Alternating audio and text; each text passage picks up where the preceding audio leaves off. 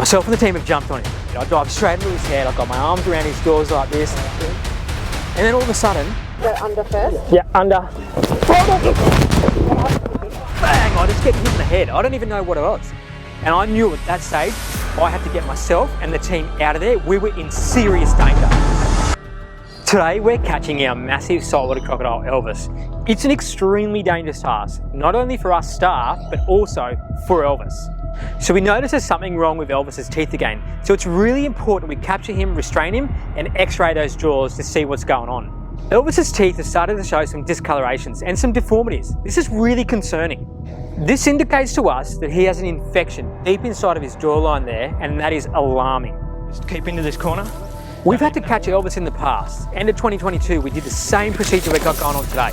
We noticed he had a tooth back then coming right out here. So we caught him, x-rayed him, the vets removed a tooth here, and behind that was another tooth crossed up. But it looks like he's got the same thing going on again, except on this side of his jaw. So I've got the whole team with me today. Catching Elvis is a massive job. I need lots of hands on deck. But I also need to really drive home to the whole crew how dangerous this is, getting in and restraining such a large crocodile.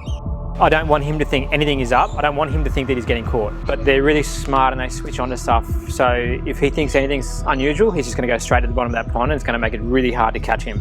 I need full focus from all of yous, listening for instructions. And please don't enter that enclosure unless I ask you to, okay? I can't stress the dangers there, especially with, even if his jaws are tied, he's over half a tonne. If he gets a headbutt you or whatever, you're done. All right, so, and you know, obviously your safety is our biggest priority. I want to keep him nice and safe as well. Okay, so everyone's good to go. We're going to go out there now. I'll get the ropes ready and let's have a bit of fun. I'm confident with the team I've got today. You know, they know I've got their back, but it's really important for me that I know they have my back. I'll swim him around per feed, like as usual. I'm going to try and get him to about here. I'll get the first rope on. He'll be on that with me.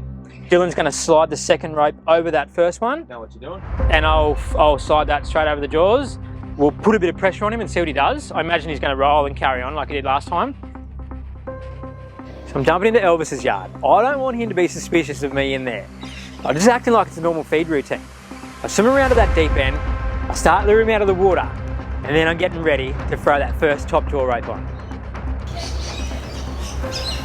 Yeah. Wait. I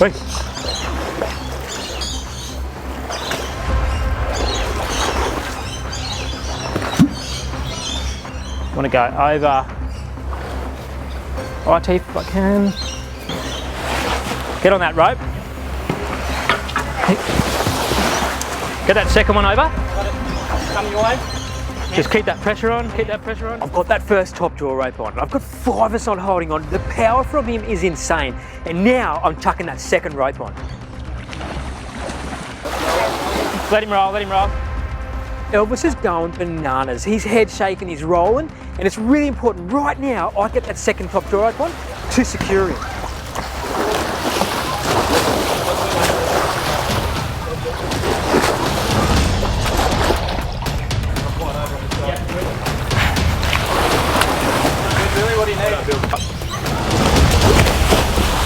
Keep that pressure, throw your second rope on. Watch your hands, do not wrap hands. All right, as he rolls, pull forward. 3, 2, 1, go. Let him go, keep going. Righto, hold him there. So after I've roped him and got him up on the land, I actually realised that one of his eye teeth, those massive ones, has actually it broke straight out the side of his jaw there.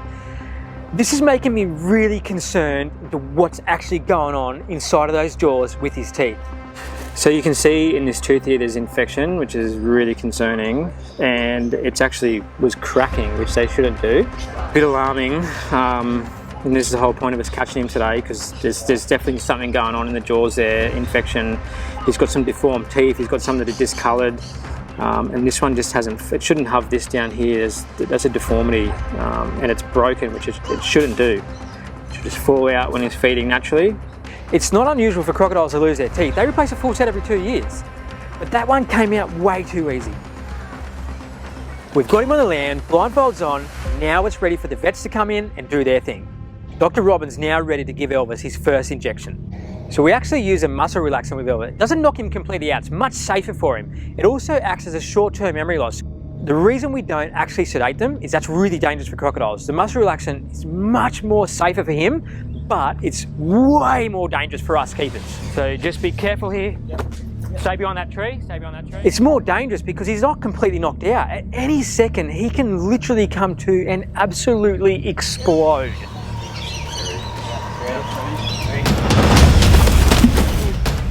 Stay right there. Yep. Should be about 20-25 minutes for that to start to take effect. Then we'll be able to pull him onto the land, set him up for full capture and restraint.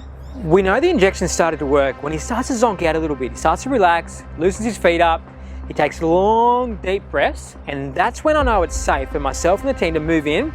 So what we've got to do now is we've got to place a timber jaw chock inside of his mouth because his jaws actually need to be ajar like this for the vets to be able to x-ray it properly. 3, 2, 1. Yes, perfect spot. So we place that in, we get some binding rope to secure it as best we can, and then we actually have to jump on him. The reason why we jump on him is because we don't completely sedate him and knock him out. It's the only way to restrain an animal of that size. It's really important that we secure it because it doesn't, and he goes bananas. The chock comes loose, that becomes life-threatening for us keepers. His jaws are exposed, ready to roll. And now I've got 7 of us ready to dive on him, tackle him, and restrain him. Alrighty, everyone good? Let's do it. 3, 2, 1. Yep, Billy. Yep, good. Leg. Yep, perfect. Myself and the team have jumped on him. It felt great. I dived straight into his head. I got my arms around his jaws like this. And then all of a sudden, and I have never felt anything like this. I've caught hundreds of big crocodiles like that. Go under first? Yeah, under. And he just goes absolutely berserker. Hold up! Hold up! Hold up!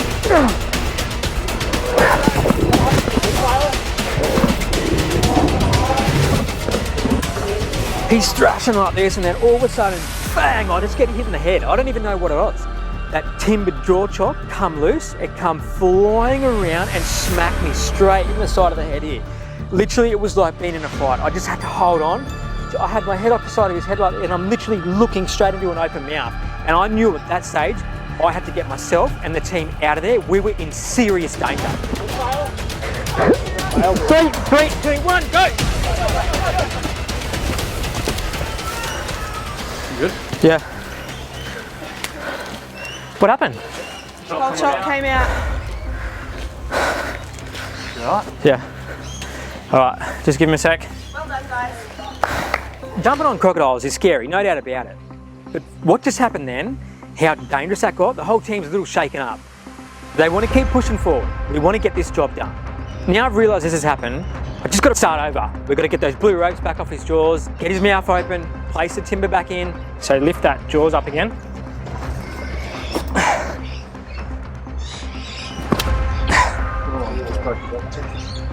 Yeah. Big tooth? Yeah. So what actually happened was, when I placed the timber in his mouth originally, I didn't realise that other big eye tooth that was still here was loose as well.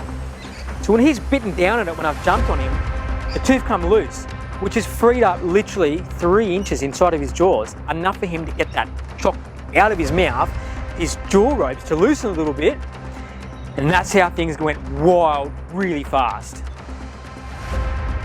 So before we go round 2, I'm actually going to tape his jaws before we jump on him. I wouldn't normally do that, but because of the teeth issues we're having, they're falling out, it's just a double safety to make sure we don't have that same thing happen again. Keep that pressure on, if he starts thrashing again. Yeah. And if I call it, if he goes berserko, we'll just bail, all right? 3, 2, 1. Push up a bit. Yep, push up there. I'm happy with his head, just stay there. So the second jump went very smooth compared to that first one. The timber stayed in place, we managed to get him on the ground there, restrained him. We're going to actually put him onto the transport board because that's what we're going to strap him to for this procedure. Just going to tape this jaw a bit more. I can probably get down there still if you want me to. Watch him! Watch him! Watch him! Watch him! Watch him! Watch him! Hold on, hey, put pressure on, put pressure. So just hold on 2 ticks. We're going to give him a bit more. Other side. Wait, just hold up, hold up, hold up. Robin's about to inject him. Okay, don't move. You ready? He's got, might go here. Hold on. He's building. Yeah, right. Hold on, Ewan. Get on, get on, get on.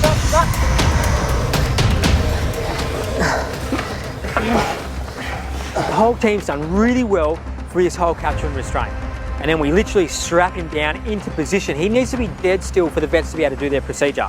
We get him there, head's nice and exposed, and the vets can now start taking their x-rays. And what they're actually looking for is they're looking for infection inside of the jawline. They're looking that the teeth coming through are looking nice and healthy, but also prior to catching him, we noticed a tooth coming out of the lower side of the left-hand jawline, so they can get a good image here and work out what they're gonna do. The vets have taken a stack of x-rays. The first plan of attack is to remove that tooth out of the jaw here. So they've got to get in there, they've got to pull it out, and then they've got to clean out the infection that's actually behind it. All right, so we're going to take the tooth that's coming abnormally like the last one was. It's coming out to the bottom of the jaw. So Dr. Pete's going to go in and take it out, and then after he puts a local anesthetic in there. So what do you reckon overall? Like, do you think there's improvement from last time, or like? Because I'm nervous for him because I'm seeing his discoloured teeth, and you know there's plenty that are misshaped. You know they haven't grown properly. But you think he's on the mend? Like it's looking better? I believe we're seeing an improvement. So the abnormal part of the teeth is actually being pushed out with the normal tooth coming in behind it. Yeah. So I'm very happy to see that while we have quite a few abnormal teeth in here, I think that they look better. We're seeing a good change, and that's what our hope is. Okay. That what we're seeing is a change for the better.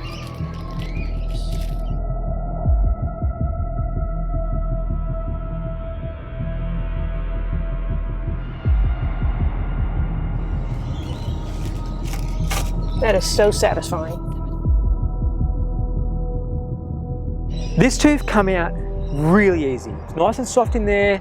Dr. Pete got around it. He managed to scratch it out, cleaned out the hole. Much better than last time. Because when we started digging into this side of his jaw, you know, a bit over a year ago, he went crazy. Just thrashing everywhere. The whole team had to pile back on him. As the teeth are being replaced by the teeth behind them, those teeth are healthier than the ones that are already erupted. So, but the ones that are being pushed out don't have the full strength that they should, so that's why they're breaking. So they can't get the normal turnover that the teeth normally get. But the teeth behind them appear to be much healthier, and on the x-rays, those look pretty good. So now that tooth's out, the vets have taken a few more x-rays, and they're really happy they don't need to remove any other teeth. You can see some discoloration on some of his current teeth, and that indicates the infection from like 18 months ago. You've got to imagine, crocodiles replace a full set of teeth every 2 years. So as those ones were developing when there was the infection, they had that discoloration because they weren't perfect. But the x-rays have revealed the new teeth coming through are absolutely brilliant. So now we just have to monitor Elvis for like the next 12 months or so. You know, we need him to replace all those old teeth, let the new ones come through, and then that'll indicate whether that infection's completely gone and he's got a nice healthy set of teeth.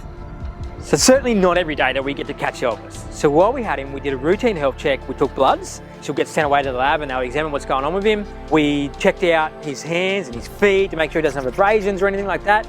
Measured him again. He's still 4.75 meters, so he hasn't grown, but he's put on a bit of weight, which is really good.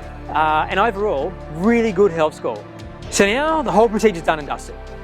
What we need to do is release him, which is just as dangerous as catching him. The muscle relaxant's starting to wear off, so we need to do everything in reverse. We're going to jump on him again. Start to cut the tape and the ropes and the jaws, completely unrestrain him, jump off him, remove the last ropes, get that timber out of there, and get the heck out of that enclosure. So we've unrestrained Elvis. Everyone's out of the enclosure. He's just sitting there watching. He's not too sure what's just happened. And eventually, he just slides back into that water. Elvis's recovery is going to be faster this time. We only removed one tooth. Any day now, Elvis is going to be fired up again, cruising the pond, looking for food, ready to feed in his crocodile size.